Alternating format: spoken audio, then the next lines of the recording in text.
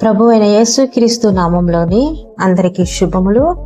ఈరోజు మనం 8వ న్యాయాధిపతి అయిన యాయీరుని గూర్చి తెలుసుకుందాము. ఈ యాయీరుని గూర్చి న్యాయాధిపతుల గ్రంథము 10వ అధ్యాయము 3 నుంచి 5 వచనాలలో ప్రస్తావించబడుతుంది. యాయీరు గిలాదు దేశస్థుడు. ఈ గిలాదు దేశము యోర్దాను నదికి తూర్పున ఉన్నది. ఇకపోతే ఈ యాయీరు ఇజ్రాయేలీలకు 22 సంవత్సరాలు న్యాయాధిపతిగా ఉంటాడు.